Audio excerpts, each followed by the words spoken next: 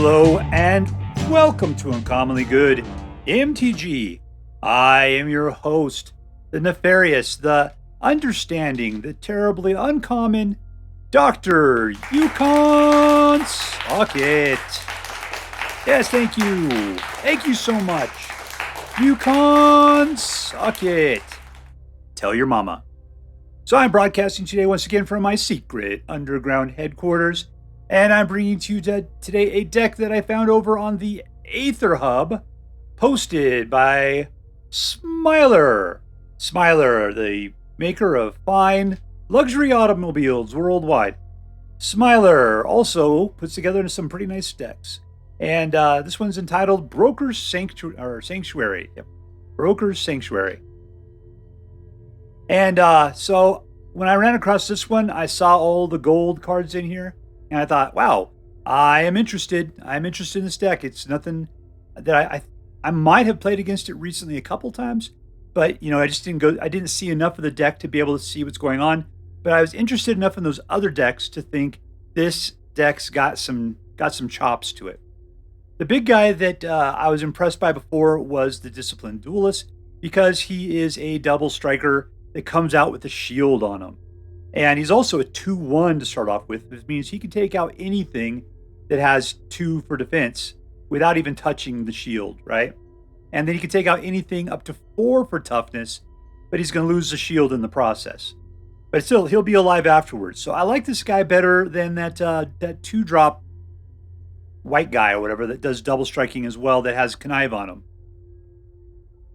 I've seen other decks that had both this guy and the other guy in it, but I'm getting kind of bored of that deck. So I like that this one wasn't doing that, wasn't trying to do the whole connive double strike thing and just protect. So let's talk about what this deck does. We'll look at the cards and then we'll take it out and see how well it works. At the low end, we've got the Boon of Safety. So this is an interesting card because I've seen it played by other people before, and it's a such great effect. Being able to just instant out a shield counter, so good. It only costs a single white, and you get a scry.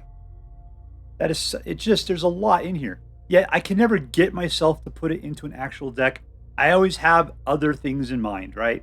And so when I kind of play other people's decks, that's when you run across things that you just won't do for yourself. Cathar Commando. So this is another card that I just kind of stay away from. But I got to tell you, in playtest, this one has been great. What I love about it is the fact that it destroys target artifacts or enchantments. You don't have to worry about tapping it. That means you can do it when it comes into play, which means for 3 mana, you can wipe out any target artifact or enchantment. And you can do it as a flash as well. So it's a great card. You could just use as a creature, and then take out enchantment or artifact.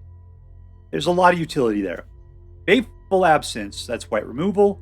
They get a clue, a clue artifact. That's actually not so bad of a price to pay. Giada is there to help out angels. Man, during the prime time of angel decks, Giada was the OP. And she's not as great anymore because there's not that many angels. But this deck has a couple. I'm sure that she's here to help them out. But she's got Flying and Vigilance as a 2/2. And each other angel enters the battlefield with an additional +1/+1 counter on it. And for each angel that you already control, and you can use her to put out an additional white mana you can spend only on angels. So she'll help you get that Sanctuary Warden out, and will make it pumped. Sungold Sentinel. So this is a lot like the Graveyard Trespasser, the black card that werewolves out, because whenever it enters the battlefield or attacks, you exile up to 1 target card from a graveyard. So the only deal is that she doesn't turn into a werewolf, so she doesn't do 2 at some point. But still, she's got good stats. She's a 3/2 for 2. And that's a great effect, being able to rip apart that graveyard. And you never see those things back again. She doesn't, you never get them back. Sungold Sentinel. All right, Savior of Ollenbock. This guy's been around for a while, but you never really see much play. It's 1/2 for 3, and he has training, so it's a little expensive for what you're getting.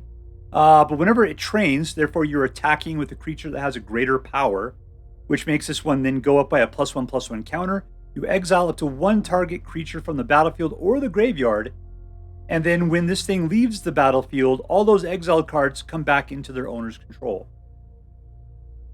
So the interesting thing there is that you could actually get your own dudes back to this guy, and then when he dies, then you'd get that guy back onto the battlefield. So he's graveyard recursion to a certain degree. Brokers Ascendancy.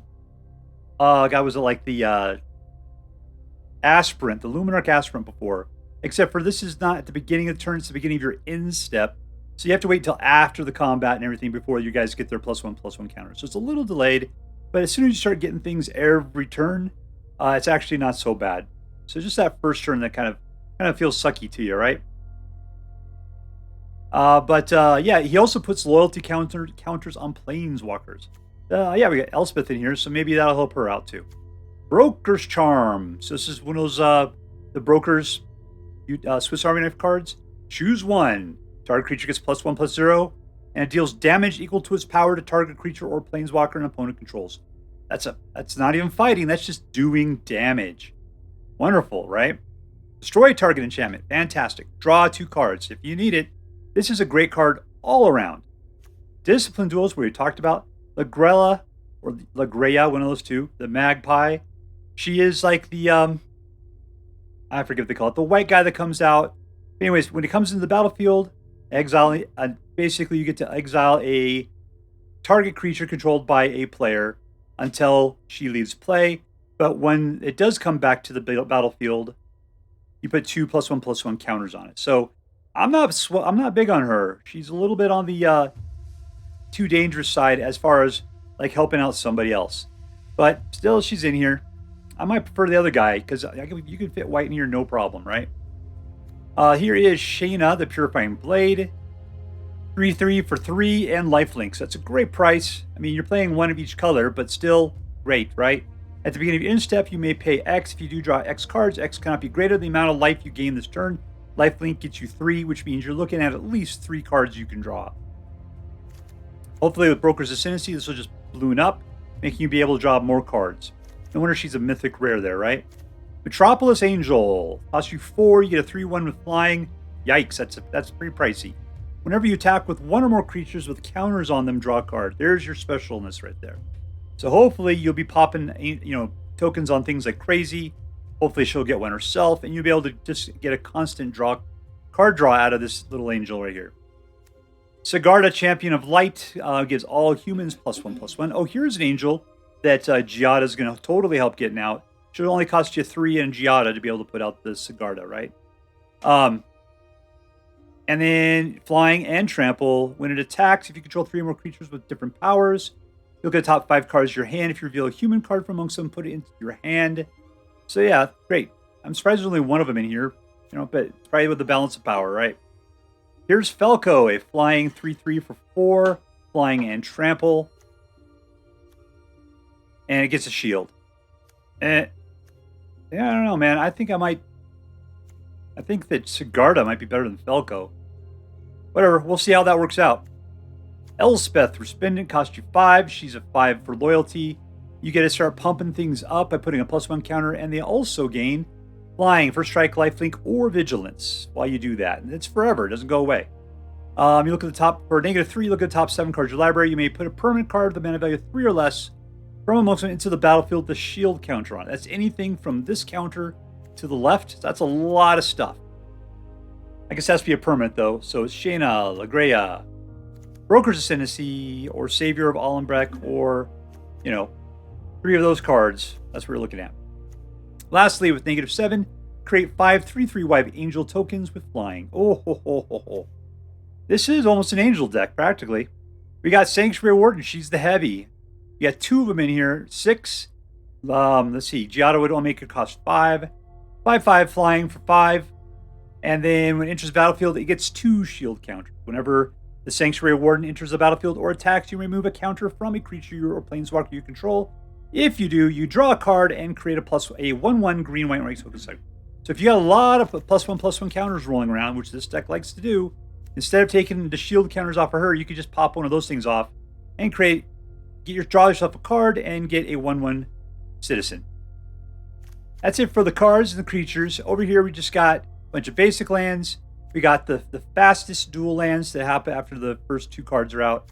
More fast 2 lands. We got Tri-land, and we got the kind that comes in, bounces out, gets another one, brings it back in, you gain a life. So this is a slow land of your choosing. This is a Tri-land, and it's slow. But everything else is relatively fast. So that's the deck. Let's go take it out and see how well it does. And we're playing against Spelljambon. Spelljambon. That sounds weird. Alright, 1, 2, 3, let's keep it.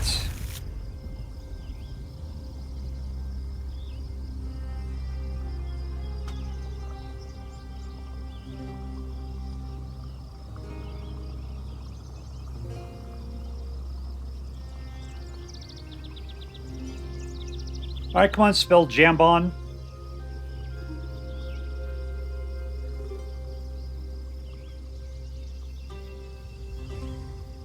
I'm going to touch your mushrooms. There's the mark of the TIE Fighter. I think it just smashed right into the side of the planet head on.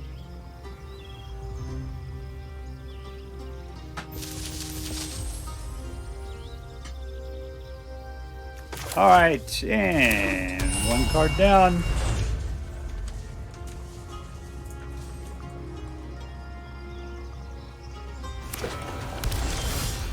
Yeah, these are the 3 shallow graves of a TIE Fighter crew right there. What is this? Let's go for green since this is blue and white.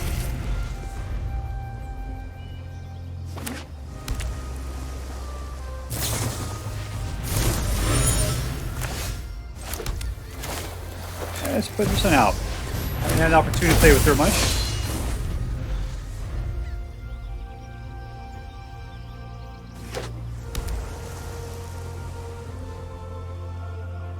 We got up here. Okay.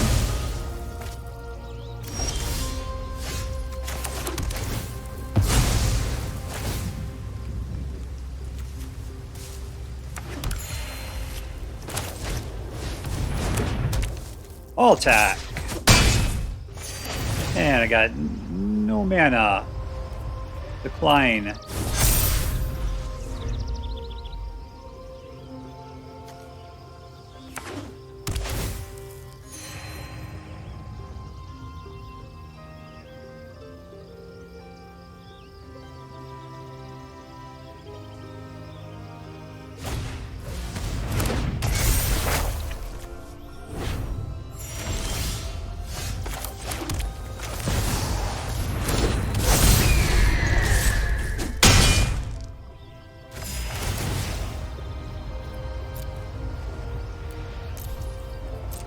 And I get to draw a card. I get to draw a card.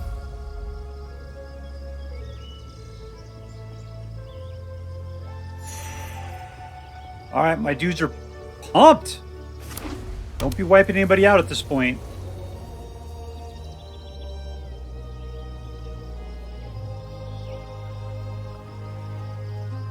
Don't be touching them.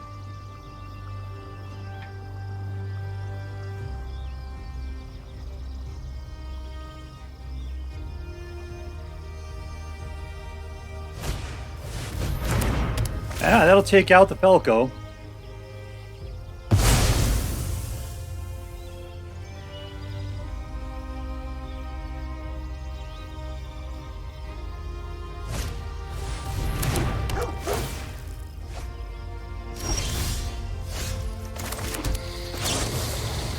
Alright, in our slow way, we're going to go ahead and take back our Falco. And go all in.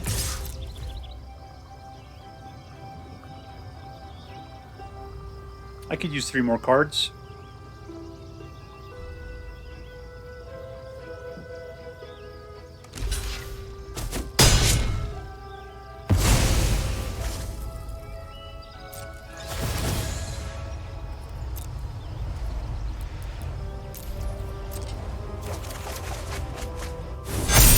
Alright.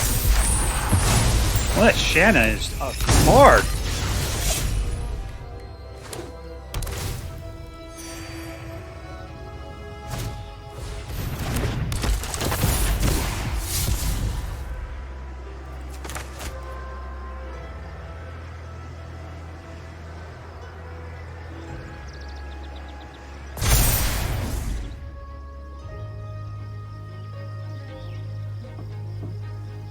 What are you doing, Pumpy McPumperson?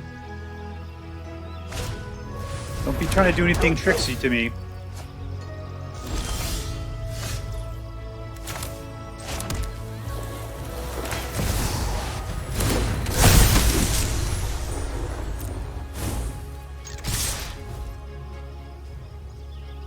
Alright, so he has the ability to kill Shayna at this point.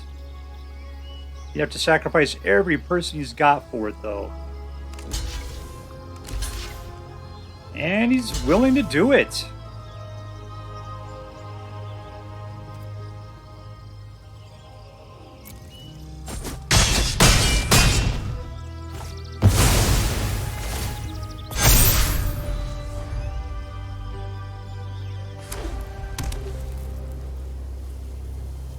This looks like the kind of thing where you'd get one of those rock lobsters, the Hullbreaker Horrors.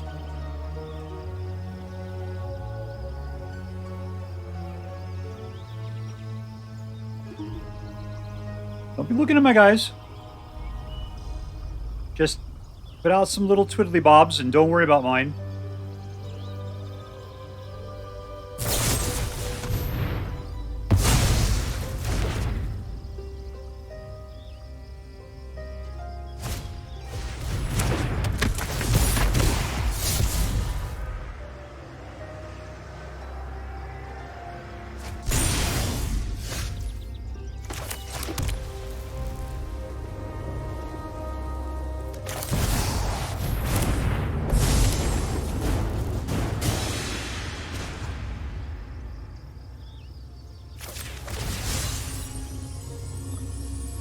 Oh, let's see. Let's try this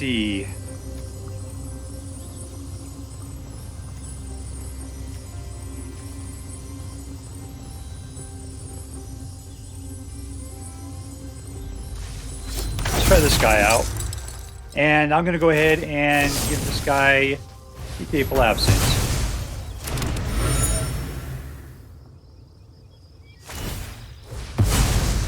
Draw your card. All attack. Decline.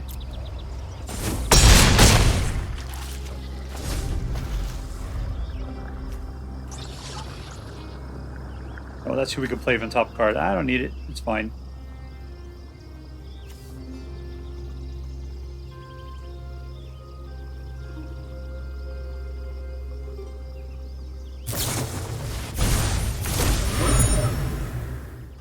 Oof, what was that?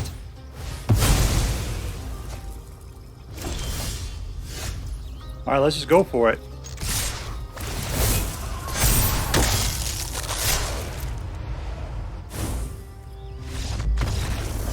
And there we go. Victory! Alright, playing against Liao. I guess, man. Alright, 2 mana.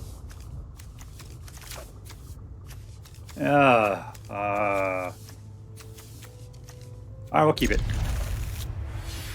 I don't like the way that they can talk me into this crap. Number 1's gonna go get us white. White mana.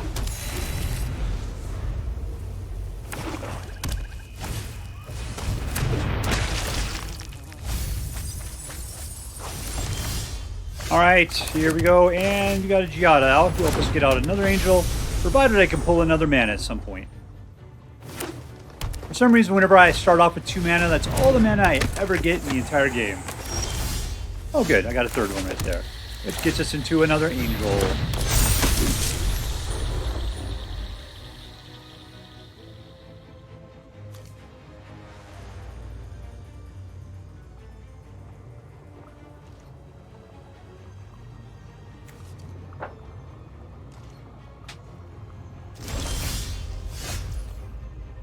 Alright, so, guy's a 3/2. Let's go ahead and put this guy out. And all attack.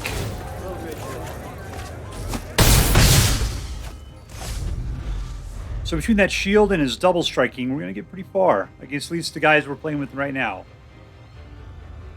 The big guy's the morbid opportunist. He would he would make us waste the shield is the problem.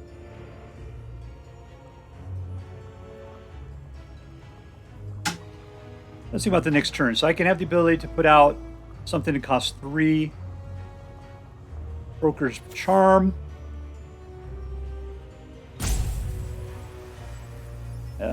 We're doing pretty good. It's just the Pactweaver I can't play. Exile, that'll get past the shield.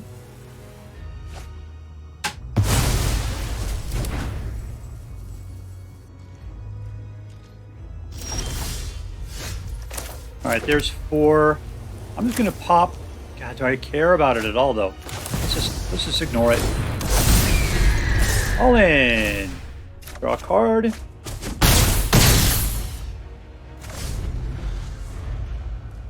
My Air Force is doing pretty sweet right now. Got all that black up there though, that's not good.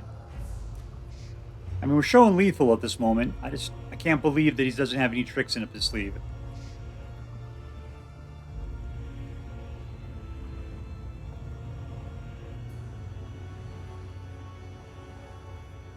Because this, we got 4, 5, 6. I can get them up to 7.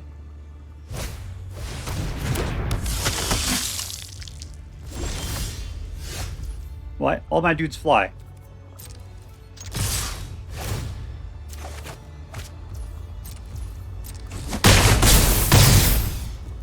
Good game. Winner, winner, victory dinner.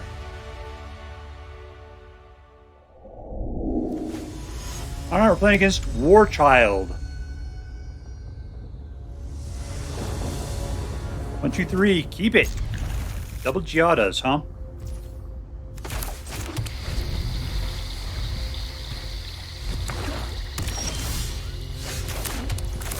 There's Cathar Commando. We could take out some enchantments if he ends up playing it. Looks like he just wants to start slicing people's necks.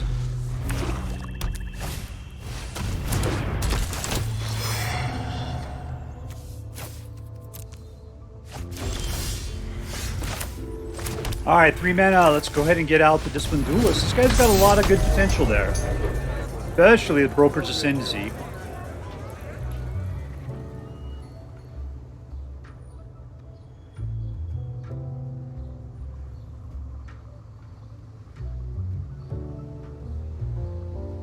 I'll be looking at my lands.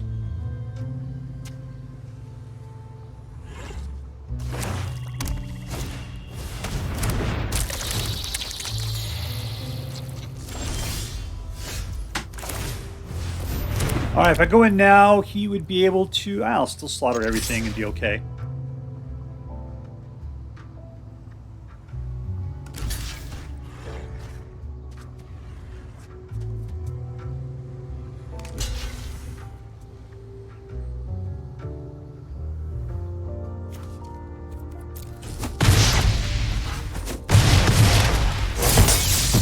And there you go.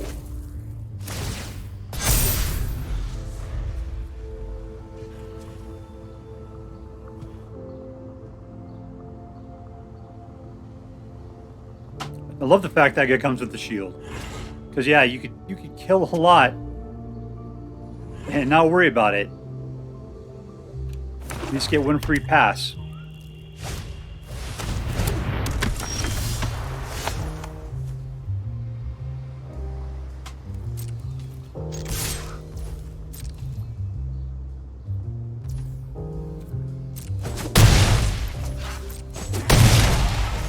Alright, here's the other duelist. And then they all take their steroids.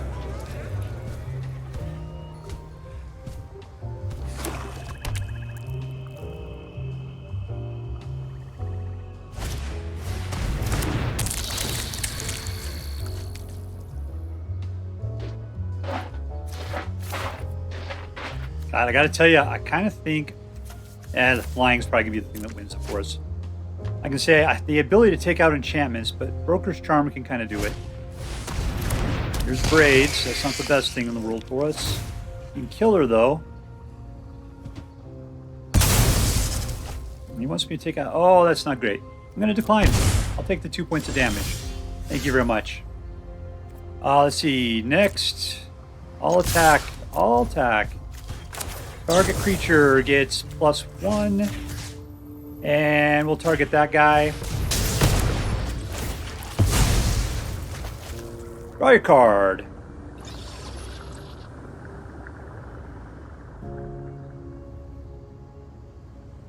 That's 10 points of damage right there if you don't block. Technically, that's 16. That's lethal.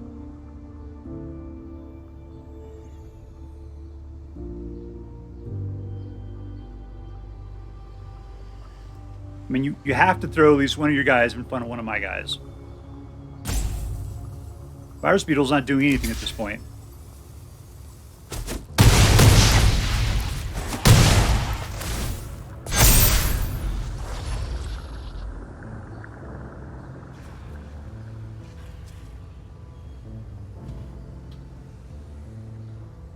Alright, what kind of tricks you got up your sleeve there, Warchild?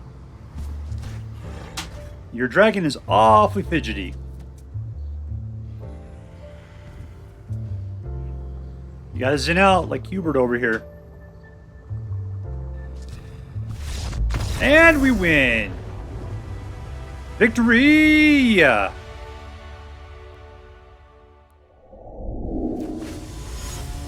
We're playing against Sjayar. 1-2. I was good tricked into playing 2 mana. This is not a 2 mana deck, so mulligan. There's 3. That's much better. I'm going to keep that. Let's get rid of this guy.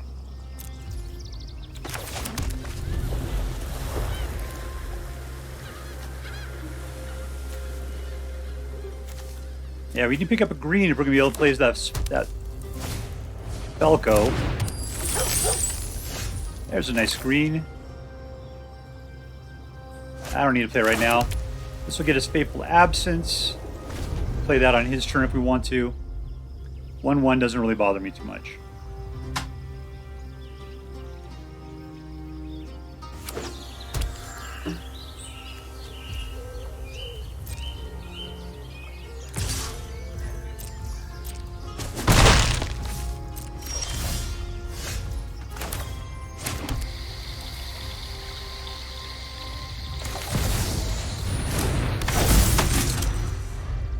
Alright. Who's ready to do some training? I need something with a little bit of a haste, but that doesn't look like that's going to happen.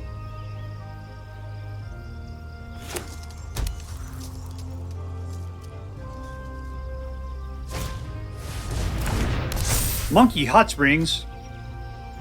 I remember thinking this was such a great card, but when I played it myself, it only has the ability to pump up by that number that's on there.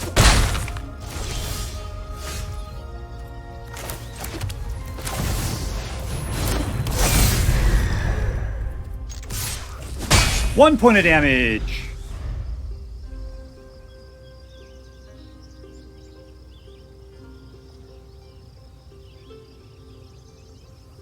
Alright, so I will be getting a land next, which means if I would have put Giada out of my next turn, I would have been able to let Sanctuary Warden out.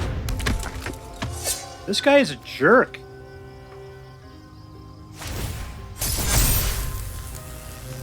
He's hasty too, there you go.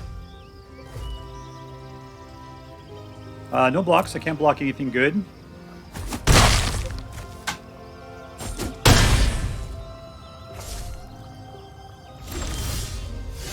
Alright, there we go. Let's go ahead and just kill Elvis there.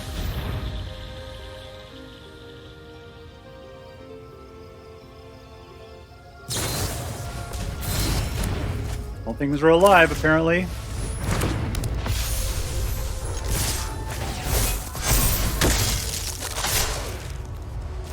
Unfortunately, I can't go after the Renegade.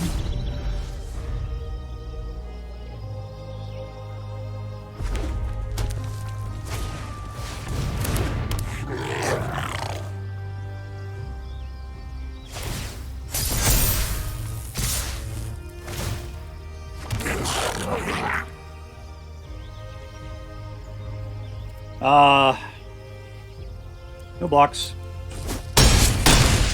Alright, we're down to 3. We're getting hammered here. Put out the Soul Warden. That's it for our what we could do at this moment. Yeah, let's do that. Alright, we're going to pop that out like this.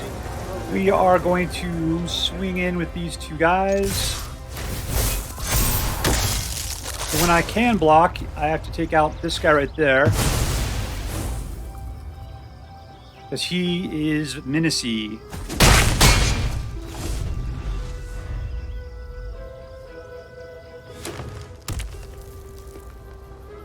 Alright, so we're only able to take and block the guys we got right here.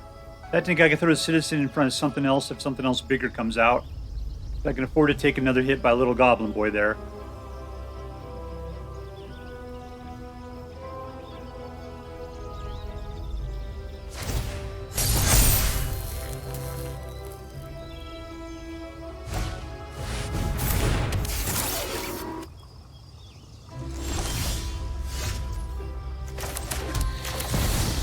Alright, lifelink. And this is it, right? All attack, that's all I can really do. Alright, we're taking out that boy. Yeah. We'll pop off one of those shields. Just in case we need to block something.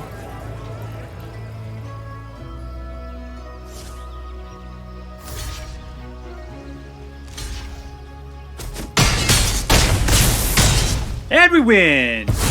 Whoo, I didn't do the math there. It makes it much more exciting.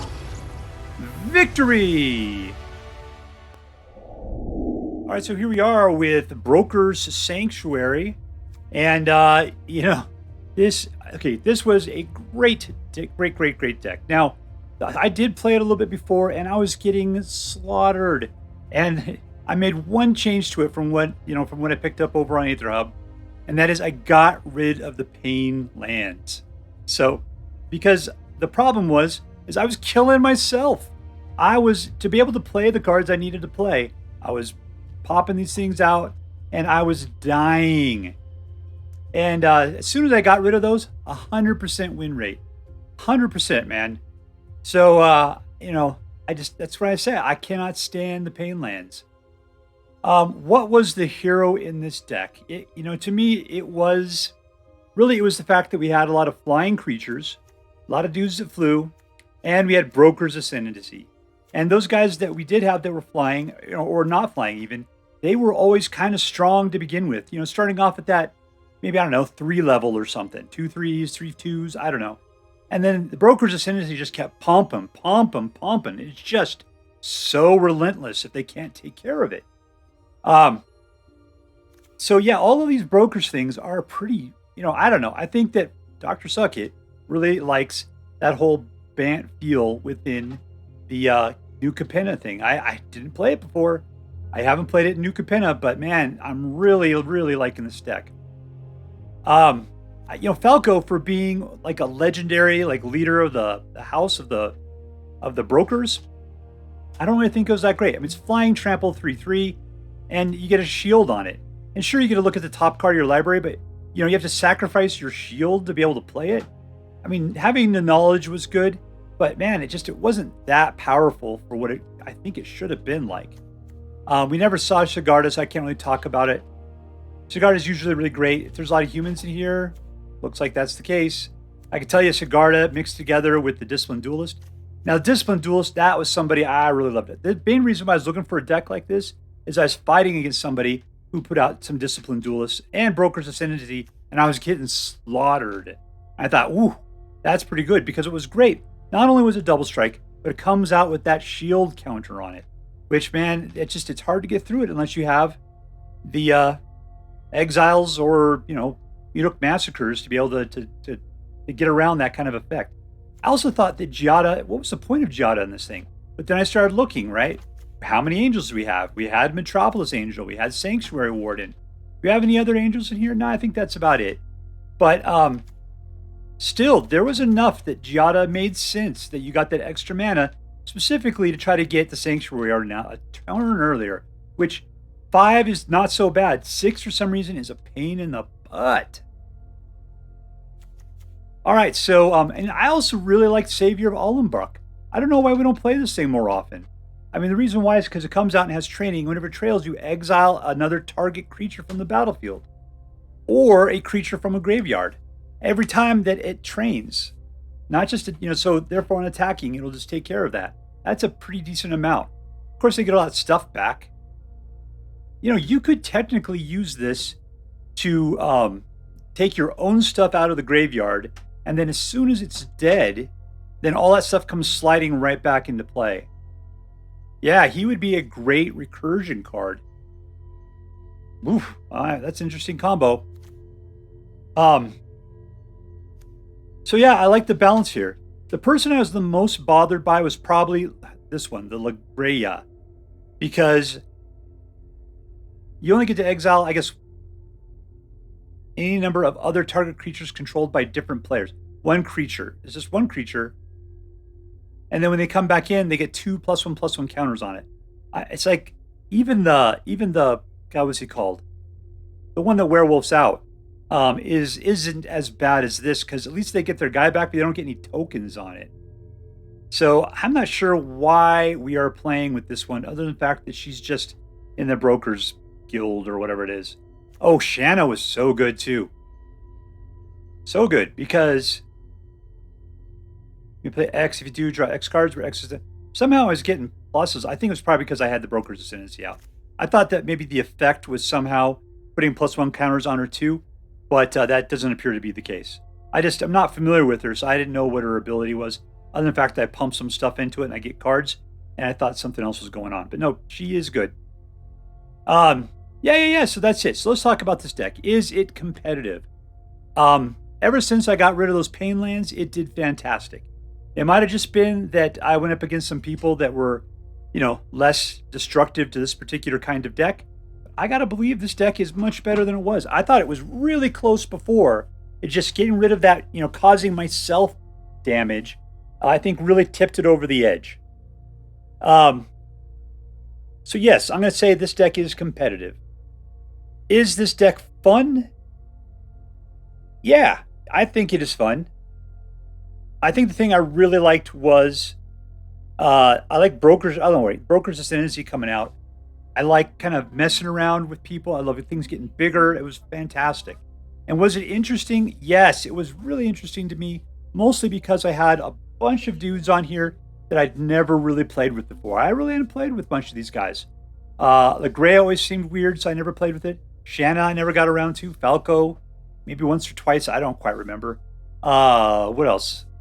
Brokers Ascendancy, I think I played with it a couple times. But yeah, just nothing as tight as what this deck does.